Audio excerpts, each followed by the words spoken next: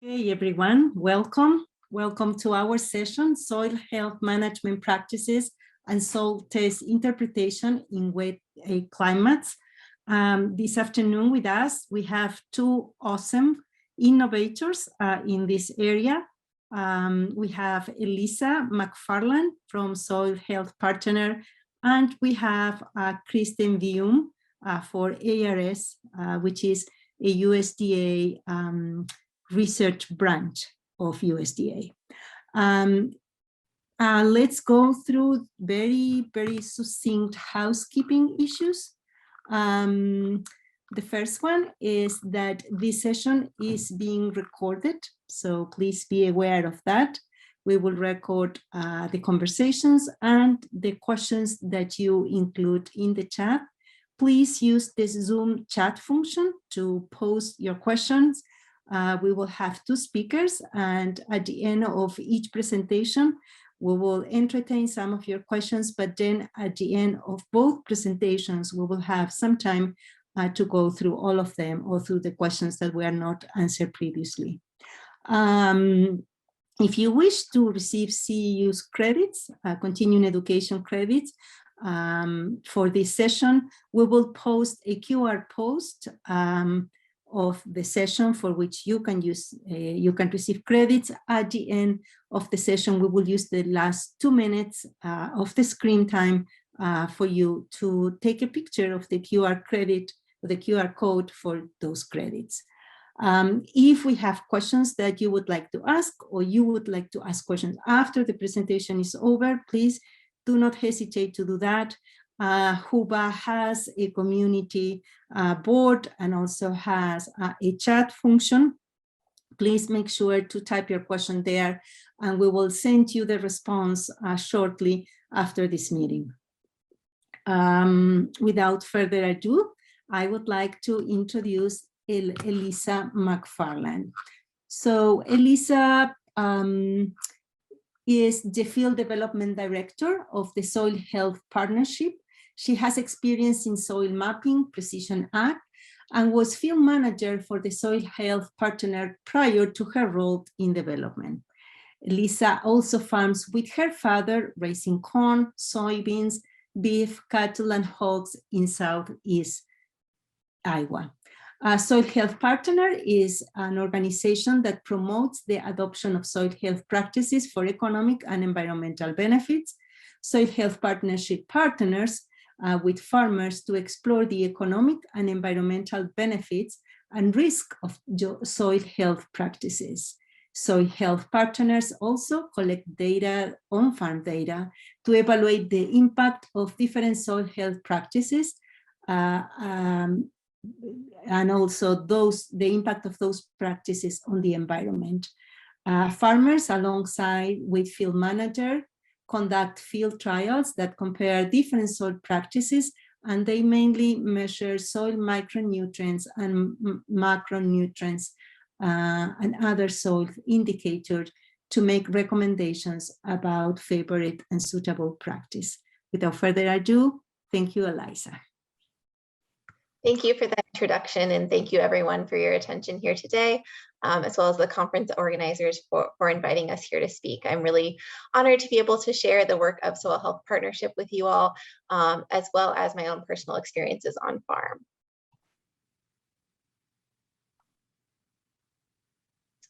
All righty, if I could get a nod of the head that the screen sharing is working. Awesome, thank you so much.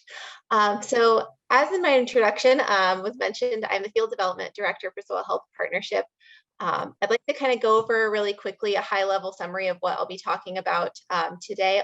I'll give you a little additional background on our program and kind of set the stage for the types of farmers that we work with, and then share some of the key learnings that we found from our research, including some high-level soil health indicator research, some work that we've been doing in farmer profitability, as well as some of the agronomic outcomes that we've seen on farm.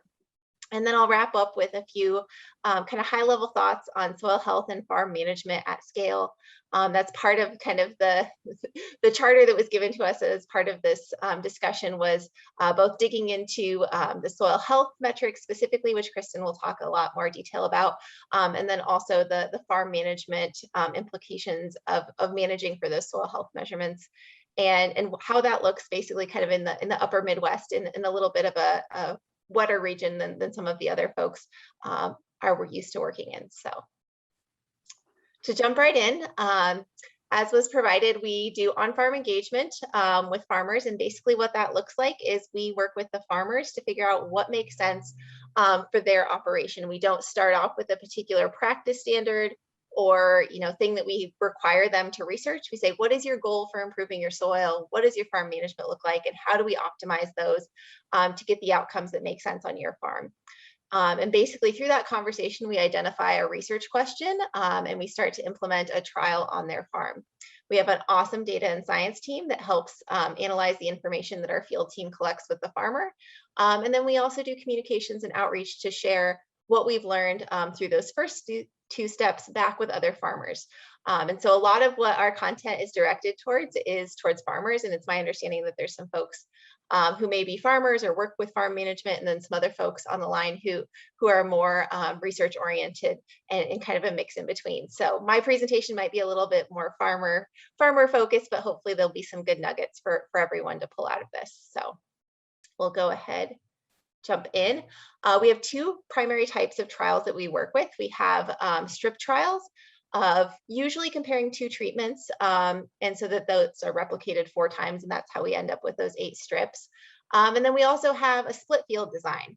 And we kind of get the best of both worlds with this approach in that we have some more intensive trials where we collect more replicated information. But that's obviously, as a lot of folks know, more expensive to run, and it's also more time consuming for our farmers to implement. And so we also have this kind of supplemental strips, I guess not strip, excuse me, the side-by-sides, which are a little bit easier for farmers to implement and also a little bit less expensive for us to run as a program. And so this kind of two-pronged approach allows us to get really deep data as well as scalability across many farms. When we are talking about the farms that we're working in, we work over multiple years, and so we have to consider the crop rotations that we're working in. Most of our trials are 3 to 5 years. We have a few that have been in the program longer. And we really try to be representative of the geographies in which we work. And so we have a lot of corn soybean rotation. I'll show you a map here in a little bit, and that'll probably make sense for, like I said, in the upper Midwest. We have corn, soybean, and wheat rotations, and then also a few continuous corn. And then that other category includes a couple of folks that have sugar beets and a few other crops. The types of trials that we do are really heavily skewed towards cover crops. I think this is kind of for a couple of different reasons.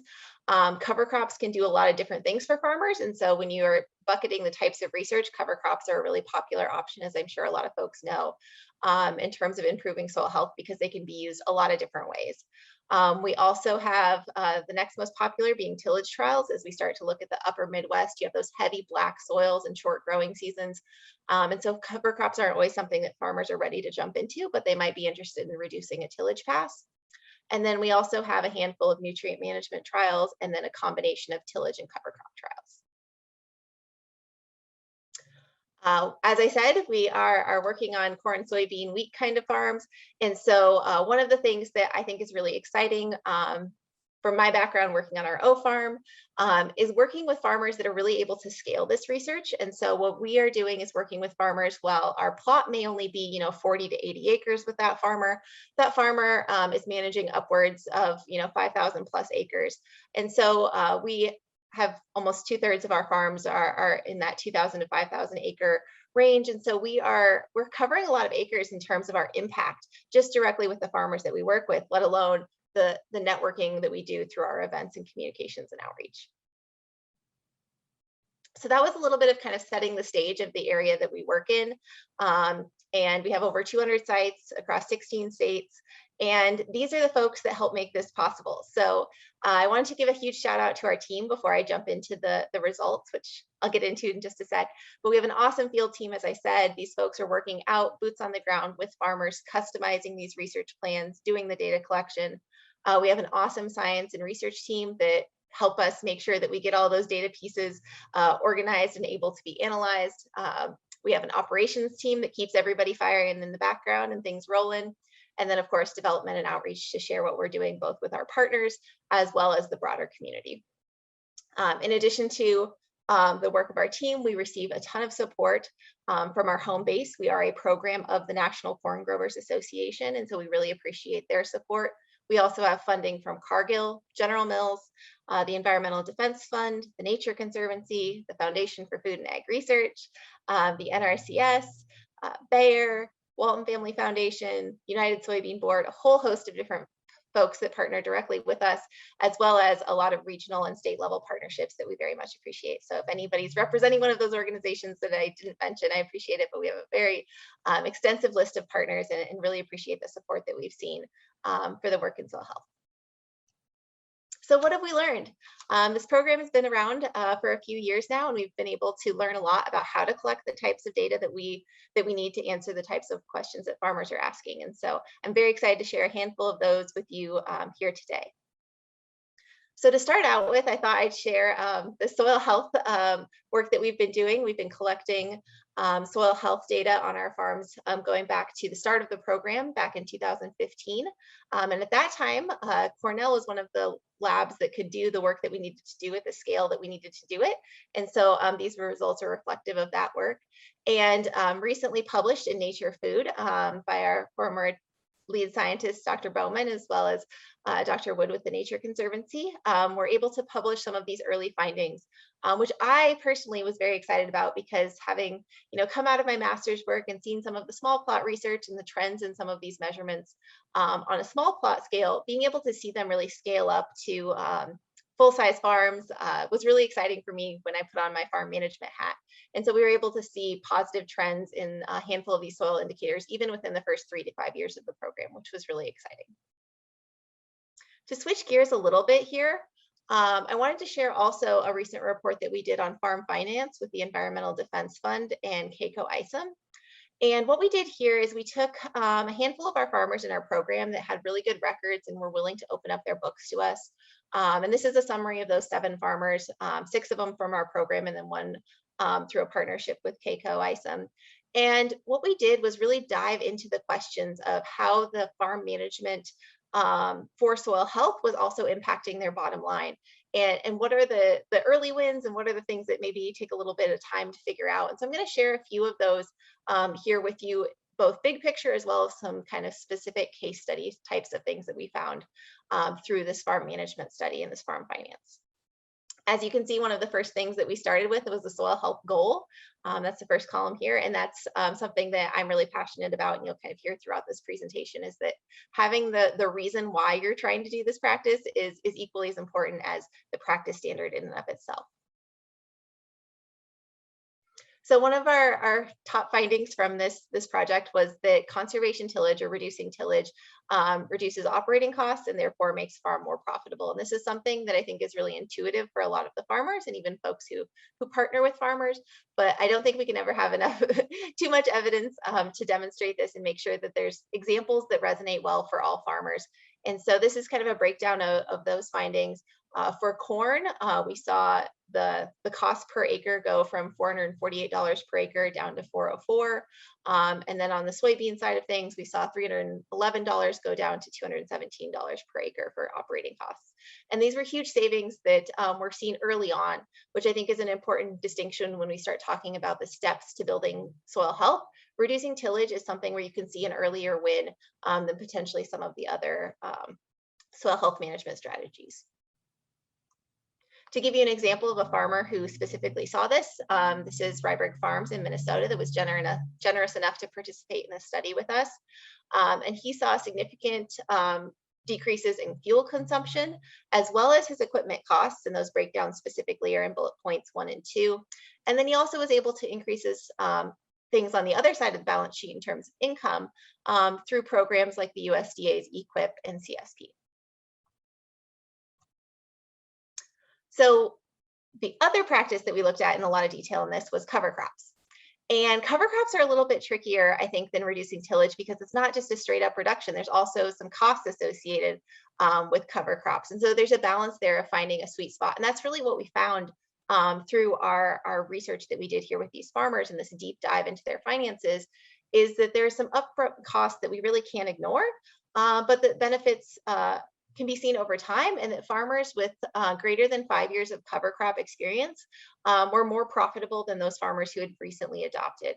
And I think that really speaks to some of those early learnings that happen and are really locally relevant, and why it's important to start small and get started, because the sooner you get started and kind of smaller you control that learning, the faster you can build to an even more profitable system. Because one of the most profitable systems that we saw was for experienced cover croppers. Those guys had been doing cover crops for longer than 5 years, specifically in their soybean years, saw the highest returns of anyone in the study. For example, when we were looking at what experienced cover croppers were able to save money on, cover crop seed was the first one. And I think this really speaks to some of those early learnings that folks have, where they maybe pick a more diverse mix and learn that for whatever reason in their region, this particular species of cover crops is not taking off well. And so they cut those things out of their mix and really hone in on optimal seeding rates for their seeding method they're using. They saw savings in cover crop planting method, fertilizer, repairs, and equipment.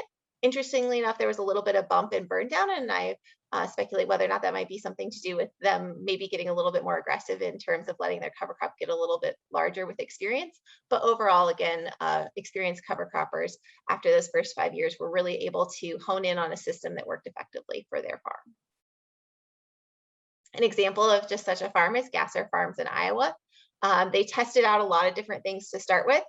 And then over time, they really honed in on, they're trying to prevent erosion. And so they went with cereal rye because of its early season growth and development and that soil protecting feature. And then they were able to reduce their costs by really focusing in on the two seeding methods that were most effective on their farm to cover the acres they wanted to, which were broadcasting and drilling. And then they also saw added savings and benefit to their farm by growing their own seed. And I know that's not feasible everywhere, but that's something that they were able to, over time, identify acres that as they were maybe bringing them into their operation and looking to maybe improve the soil health on those farms, they were able to grow cereal rye on those acres and kind of help bring them into condition. And then also that saved them money on the cover crop seed side for the rest of their acres. And Gasser Farms is farming about 5,000 acres. And so when you talk about these little cost savings and being able to scale something like cover crops, those little things really add up across these acres. And it's been really impressive to see their system develop over time. Gassers, being in Iowa, were some of the folks that I worked with when I was a field manager in a previous role. And so it's been really great to see their operation grow and the cover crop acres in that part of the world really increase. Elyssa, 2 more minutes. Sounds good, thanks. The last thing that I was going to share with you, the agronomic wins that we've had. Basically, we've been able to create a standardized system for taking in some of the observational data that our field managers have shared, and have been able to document both the weed suppressive effects of cover crops.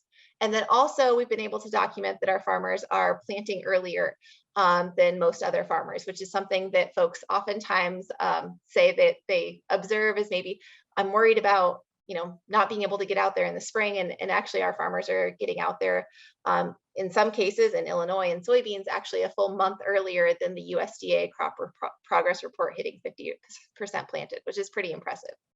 We also, from an agronomic perspective, have not seen a statistically significant decrease in cover crops, in yield with cover crops, which is another thing that folks a lot of times talk about. And I think what I'd like to get out of this slide is that our field team is awesome and helps our farmers manage through some of those early potential hiccups along the way and helps them kind of make sure their system's working effectively. And I think that that's really an important part of it as well.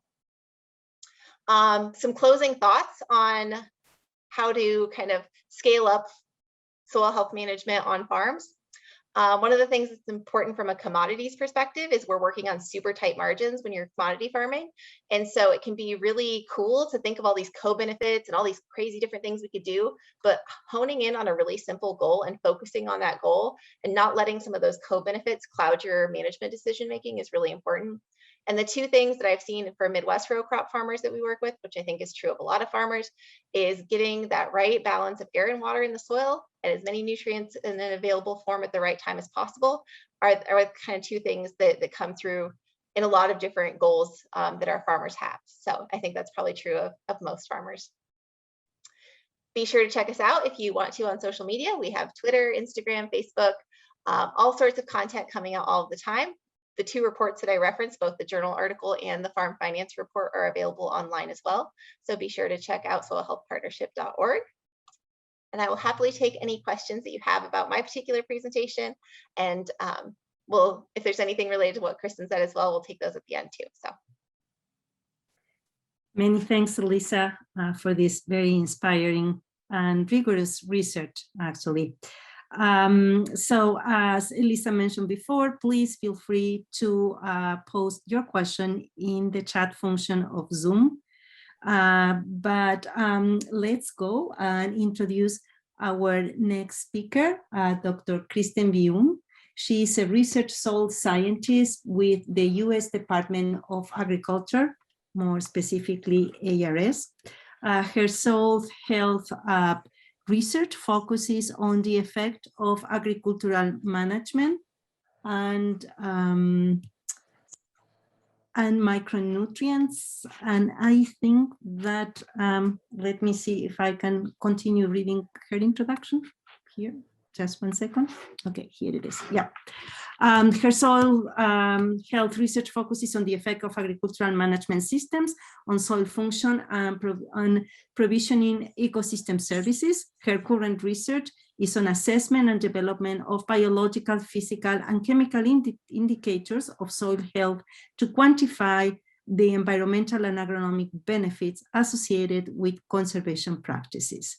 Kristen has documented the soil health benefits of perennial vegetation, reduced soil disturbance, and increased rotation diversity at plot and field scales.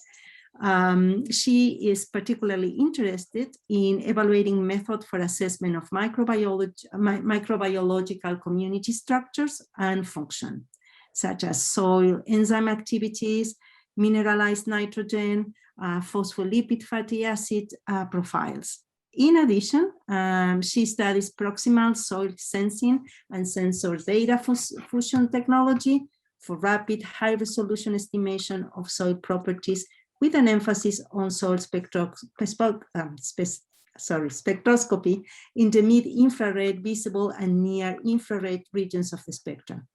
Dr. Veum co-founded ASA Soil Health Community, and she served as the scientific advisor in many soil health programs. Without further ado, let's welcome Dr. Veum.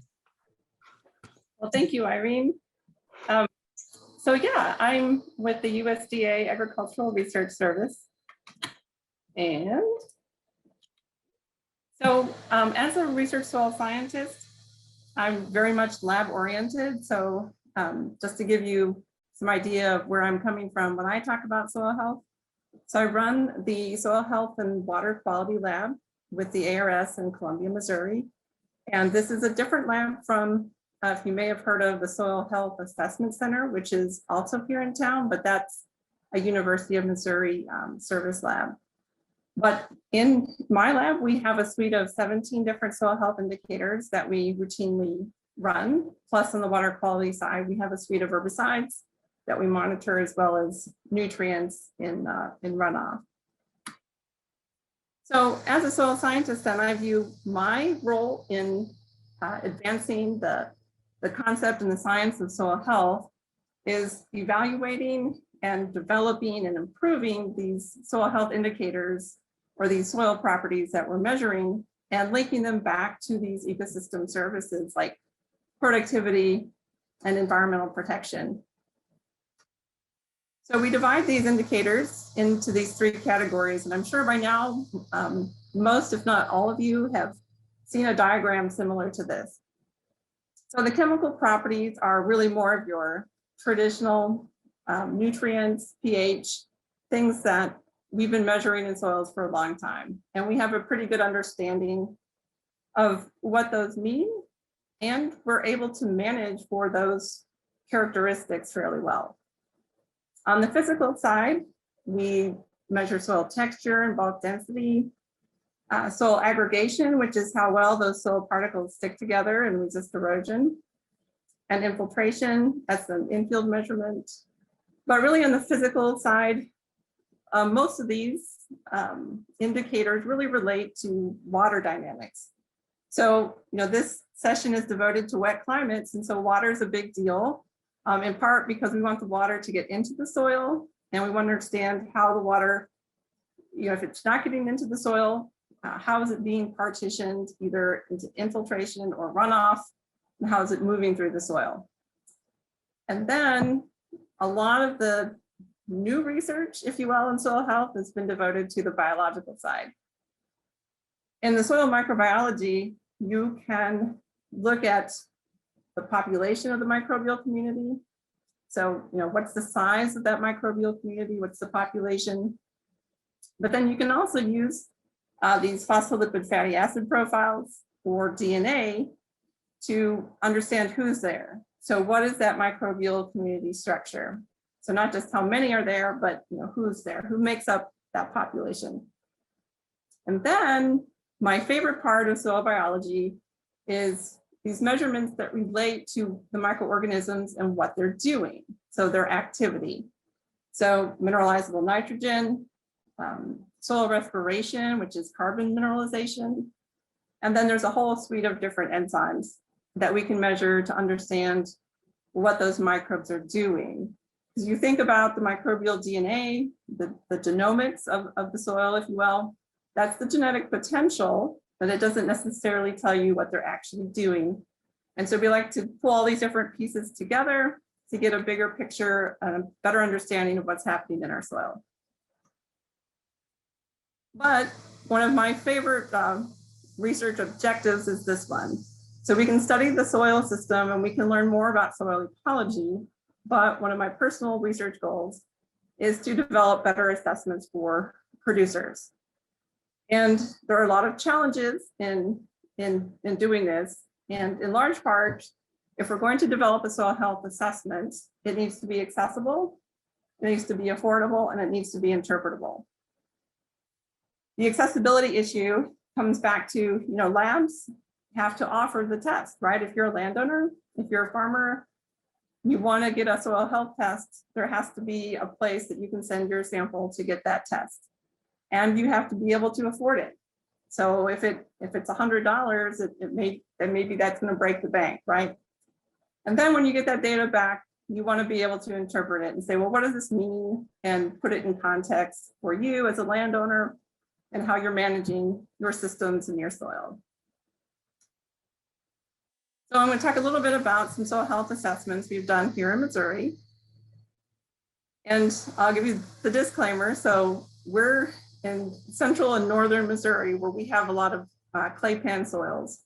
But I think these results apply pretty broadly to other systems in the area. So in these examples, we looked at different types of tillage. So we had no-till, mulch-till, as well as conventional tillage. We looked at rotation diversity. So corn soybean rotation is pretty typical around here, but we also had corn, soybean, wheat with a red clover cover crop system. And then we had a variety of perennial systems. So we have hay, and the hay is removed twice a year. So there's a biomass removal component there. We had a couple types of CRP, a cool season, as well as a warm season CRP. Then we don't currently have an animal science unit here at my location. So in order to look at some aspects of having livestock incorporated into your system, we reached out to some local farmers and were able to sample some pasture and forage systems. Then we included some bioenergy, and then a native prairie is our reference site. So because we have all of these different indicators set up in my lab, we measured pretty much everything we could. On the chemical side, again, it's those standard nutrients, pH and conductivity. For physical measurements, we look at aggregate stability and bulk density. And then on the biological side, we just went a little crazy because, we really like soil biology. So we've got the organic carbon or organic matter, whatever you want to call it, mineralizable nitrogen, biomass carbon, active carbon, that's the permanganate carbon, the total protein, that's Cornell's ACE protein, soil respiration. We have actually a suite of enzymes that we measure. And then we also did some phospholipid fatty acids. But once we collect all this lab data, we need, again, some way to interpret it, some way to put this into context. So the two most common soil health indices that people use, at least in this area, we have the Soil Management Assessment Framework, or the SMAF. And then I'm sure pretty much everyone here has heard of Cornell's CASH, the Comprehensive Assessment of Soil Health. So in this example, I'm going to show you, we focused on the SMAF. So at our long-term site, we take all of that lab data and we transform it into these SMAF scores. What I'm showing you here is the overall final score, not the individual lab results. But what we found was that there's a basic split between these perennial and the annual cropping systems. So all the perennial systems scored higher in terms of soil health than annual cropping systems. And that's really not a big surprise, right? And within the perennial systems, we saw some differentiation based on the type of vegetation that was in the system. On the annual cropping side, then we saw a decline in soil health as soil disturbance or tillage increased, as rotational diversity decreased, and then as amendments like manure, for example, if that decreases, then soil health also decreased. At another site, Sanborn Field, you may have heard of Sanborn Field. It's been around for over 130 years now. It's a long-term site. We looked at SMAF scores there as well, and we saw a very similar breakdown in results. So the perennial systems, which in this case was a native restored prairie plus Timothy, all scored higher than these annual cropping systems.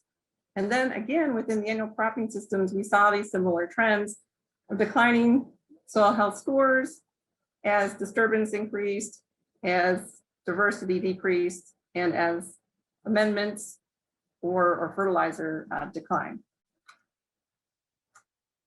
So I put all that together into what I call the continuum of soil health. And you can see the general breakdown of perennial versus annual cropping systems.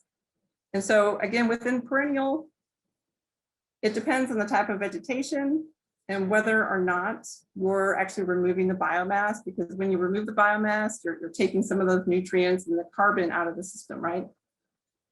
And then with annual cropping systems, you can really see the impact of tillage and rotation and having amendments such as manure.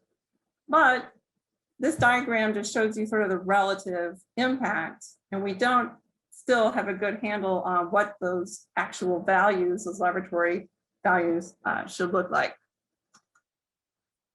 So this is a question I often get when I talk about these SMAF scores. People want to know, well, which indicators were the ones that really differentiated these different systems? And it really comes down to those biological soil health indicators and the physical indicators. So in the examples I just showed you, it was soil organic carbon, it was beta glucosidase, that enzyme, microbial biomass carbon, so that microbial population, that community, mineralizable nitrogen, that's an activity measurement, and then in this case we had bulk density, which showed differences. So this last section I want to talk about here is improved interpretation. So we all know that the inherent soil characteristics really define what you can expect from a soil. So what is that soil health potential? And we talk about it, if you talk about soil health, you hear someone say you can't expect the same thing from a mollisol that you do from an alpha sol, right? So I think we all sort of understand this concept of pedology or the soil science and those soil forming factors and how that defines your current soil. And then we take that current soil, it passes through the lens of management, and the outcome is soil health, but it's constrained by everything over here on the left, these 5 soil forming factors. So I stole this diagram from the NRCS, and this shows, okay, we have relief, topography, we have the parent material, we have biology, time, climate, and that gives you your inherent soil. Then here comes management, and then you have this outcome of soil health. But even though we can acknowledge that all of these site characteristics are important, we know that climate matters, we know that the soil type matters and the vegetation matters, we don't really know how to account for all of that when we're interpreting our soil health measurements. And here, I couldn't resist putting this slide in here. So this is an example from some soil health partnership data, just to illustrate the importance of, in this case, soil texture class. So this is showing the relationship between soil texture and mean organic matter. And this is all data from SHP fields. And so you can see there's a clear trend, there's a clear relationship between these two things, right? And so again, we have to figure out how to account for this when we interpret soil health data.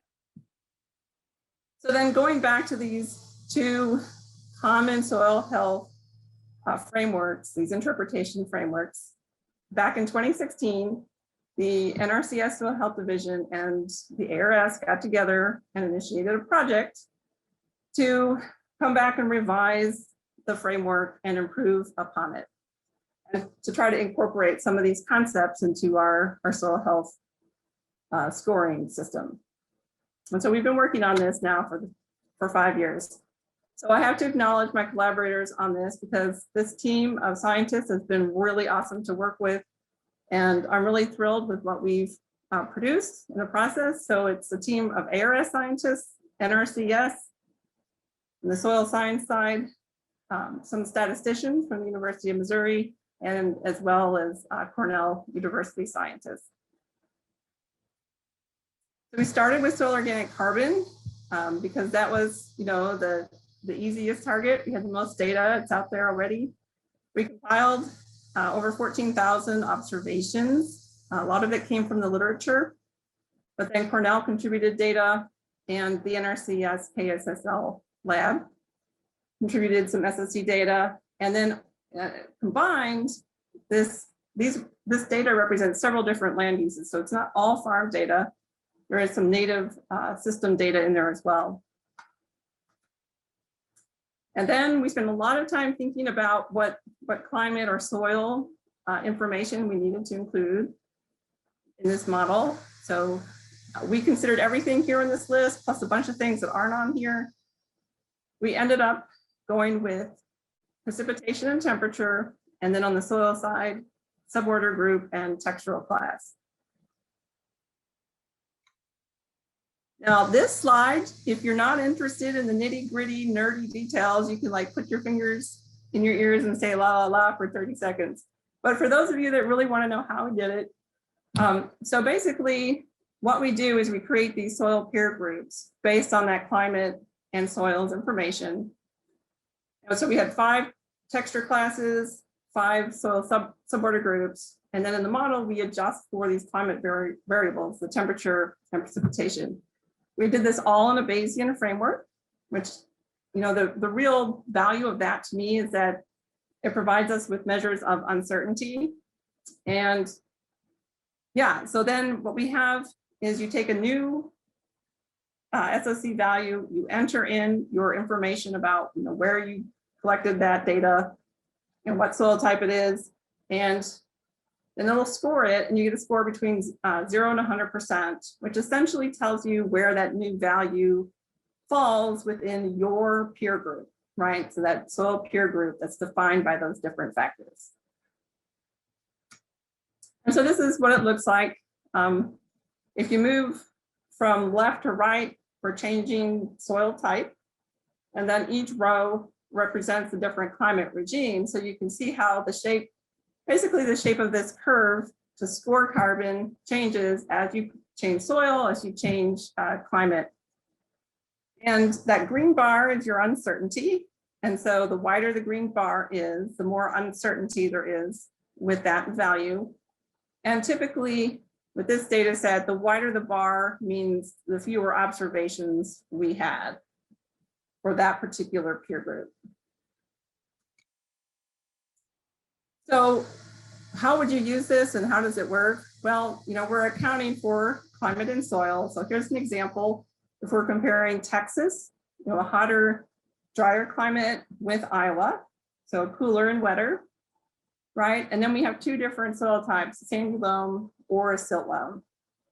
And so in all four cases here, we have the same lab value. It's the same soil organic carbon content of 2%. So this shows how soils from a warmer climate with less precipitation in Texas are going to score higher than soils from a cooler climate with higher precipitation, like in Iowa, because again, the expectation is different. The peer group of soils is different.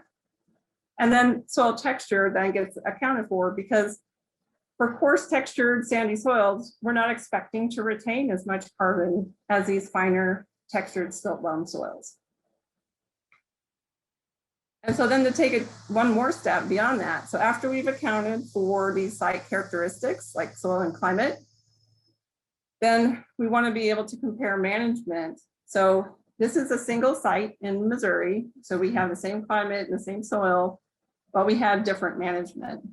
And so I don't have the carbon values on here, but this perennial CRP is probably around 2.2%. and goes down to maybe 1.6% with the mulch till. But this shows you how once you know your carbon value, you get your score.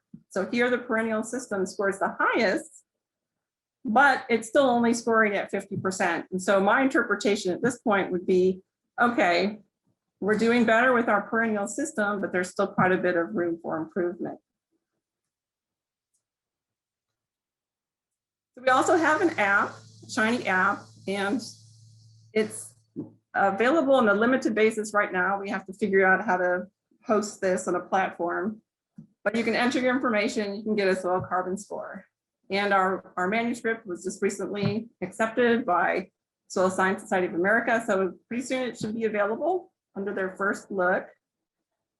And like I said, we're working on operationalizing this and making it more widely available. But in terms of our long-term goals, our ongoing and future work. So we're finished with carbon, or at least the initial carbon, but we're going to do active carbon, ACE protein, soil respiration, and those are basically finished. We're just writing that manuscript now, and we're going to add that to the app and to the platform. And the next thing on our list is aggregate stability. But ultimately what we want is for this to be versatile and to include lots of different indicators. We're just limited by the data, right? So if all the data that's out there is from a certain region of the country, then the model is only going to be applicable to that region. We're also developing a spatially explicit version, which may not mean much to you, but basically it just means that our results will be more regionalized, and I think that'll improve the interpretability of it. And then we have lots of plans for how to make it better, to add different layers of information so that we can provide a more detailed management assessment. And maybe someday we can actually link this to ecosystem services and outcomes, but in general, those ecosystem services tend to be very regionally specific and value laden. So that's a different level of difficulty that we'll have to sort of take as it comes. But we want this to be user-friendly, and we're going to keep adding to it as we get more data and keep making it better and more useful. And that's it. So thank you for your time. Thank you, Kristen, for the presentation. I really appreciate the work that you have across many agencies and labs in the country. That is commendable. think that is the way that science needs to move. We do have a few questions for both Elyssa and Kristen. The first question is coming from Bruce. Bruce is asking, what assessments do you believe are most important for evaluating soil health over time?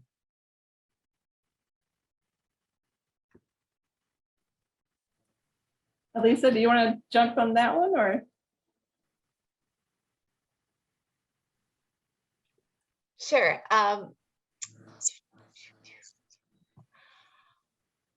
Sorry, there's things happening with the hosting and whatnot. I just wanted to make sure I was unmuted and saw the right question. So question is about what is most important for evaluating soil health over time. So I think that what we've seen with the Soil Health Partnership is that we started out with what was kind of available at the time when we started in 2015, and now there's starting to be some regionalization of what tests make the most sense. And there's also been a lot of debate within the soil scientist community about what specific methods are most useful. And so I think that from my perspective, from a farm management perspective, I would align what you want to measure most closely with what's available consistently and what gets at your target soil health goal. And so I would say that at a base level, organic matter tracking is a really helpful thing that hits on a lot of stuff and is almost universally available. If you have the ability to measure aggregate stability or bulk density from a soil physical perspective, I think those are really useful farm management concepts and a little bit easier to understand. Some of the soil biological ones, while they're really interesting, a lot of times don't always relate as closely and as measurably to your soil health goals on your farm. So that's my take on that. But Kristen's you should hit that too. I think that's a good one for you.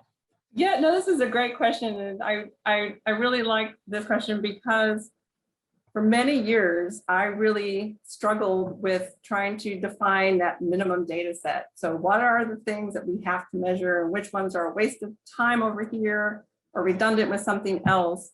And as Elyssa just pointed out, it's often very specific to a certain farm or a certain goal. And so I decided that the approach I'm taking with SHAPE is that I'm not going to be the gatekeeper on that. We are going to include any indicators that we have enough data for and let the user decide which lab they're going to send their samples to, which analyses they're going to get. If they're working with a consultant or an agency representative, they can hash that out.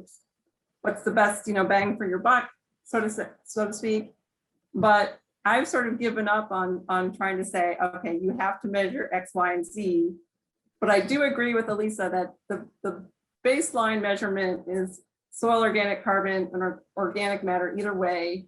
And from there, you can choose many things. Thank you both. There is another question from Christine, I believe that is related to Elyssa's presentation. Are soil test results available to compare the farms using cover crops compared to those with less use of cover crops? Certainly, that is some of the work that I highlighted that we've done with the Nature Conservancy. So there is a publication that was just put out in Nature Food that I referenced that shows a positive trend on a few soil health indicators within the first 3 to 5 years with the addition of cover crops. But since we work across so many different farms and soil types, it's hard to really hone in on that statistically significant change that quickly.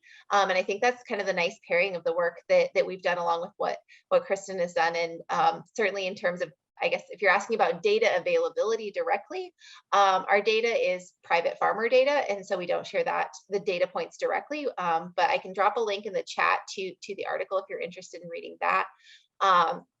And also, if you're interested in partnering, certainly reach out to us.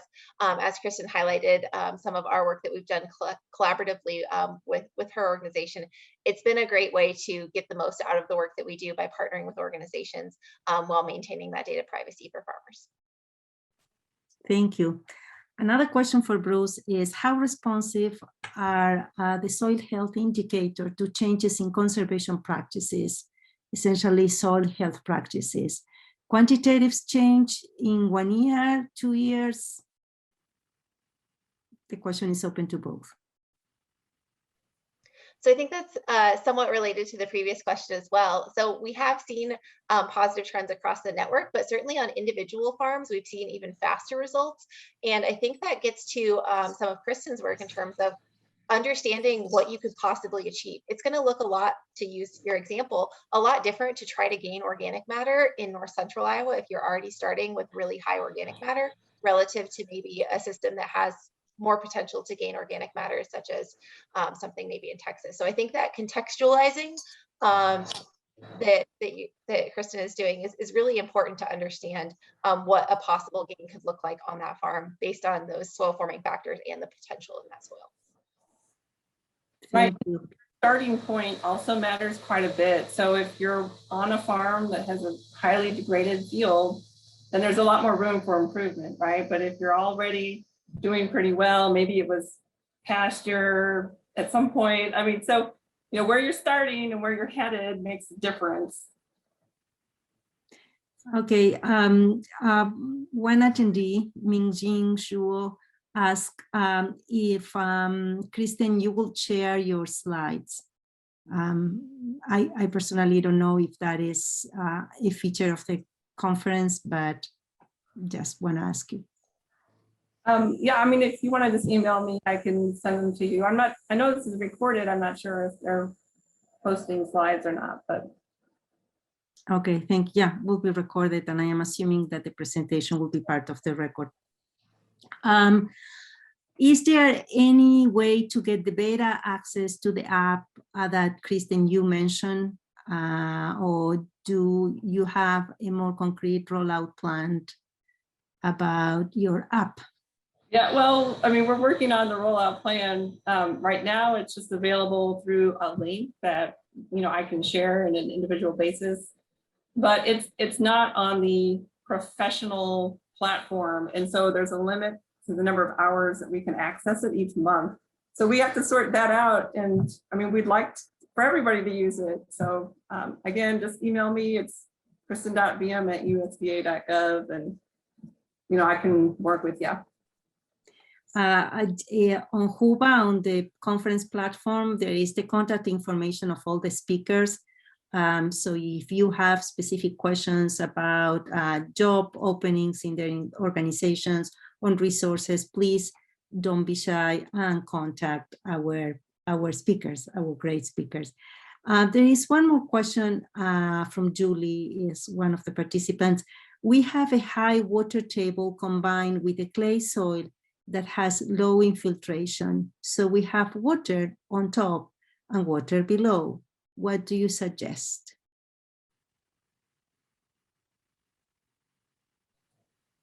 I don't know, Lisa, do you have thoughts on one? So I would suggest getting as many roots through that soil as possible. That's a pretty rudimentary way to put it, but I like to pare things down to the simplest terms. And I think that when you're talking about low infiltration and complex water tables, that getting as much connectivity in that soil to get that soil moving, or that water moving away from the soil, is really important.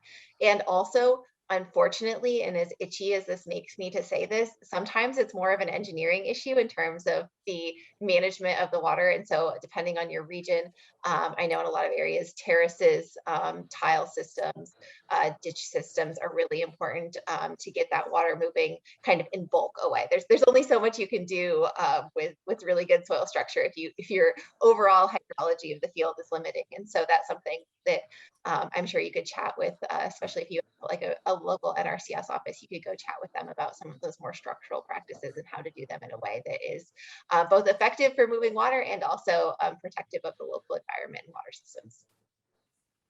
Thank you for your response. At the moment, we don't have any more questions in the chat. If you want to go review this session and then ask questions, please do not hesitate to do so in the next couple of days, and you will get a response. Jason, I believe that we are ready for the QR code for people to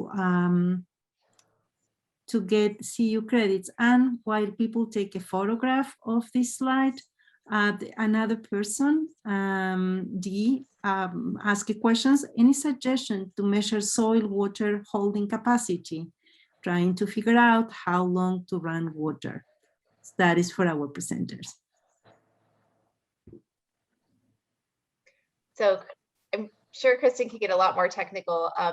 There are in-field sensors and things depending on your region, and you can work with an agronomist to identify that if you're looking for water management throughout the year. And I know there's been some recent innovations in that, but from my experience and what we've seen in a more, I guess, wetter climate, soil texture is the predominant factor for that. So I'll let Kristen. Yeah, so I think what they're asking, and so there is a measurement. You can send a sample off to Cornell, for example. But as Elyssa pointed out, it really comes down to that soil texture and how much organic matter you have. There are water sensors that you can put in your soil. I'm not sure if this person is interested in like precision irrigation systems, but you know, those do exist. But typically around here, we're rain fed, we're not irrigation. So yeah, maybe talk to somebody locally for some more information about your area. Okay, there is another comment for Mark, and he make a comment, don't the poor drain soils tend to have higher soil organic compound, and won't this soil lose SOC upon drainage? Well, if you're talking about, you know, peat soils, for example, or the histosols, you know, yes, being waterlogged, those anaerobic conditions over, you know, millennia produce these really high organic matter soils. And so there is a lot of concern in certain areas where they're draining these soils. And once they're aerated, then you get a lot of decomposition of the organic matter, and you're losing it from the soil and it's going to the atmosphere. So from an environmental perspective, there is a concern about that for sure. Okay, provided there are no more questions and the QR code has been up at least 2 minutes, I want to thank our incredible presenters, Elyssa McFarland and Kristen Veum. And we hope to see you in the next conference. Please join me to greet these two great speakers. Many thanks for all.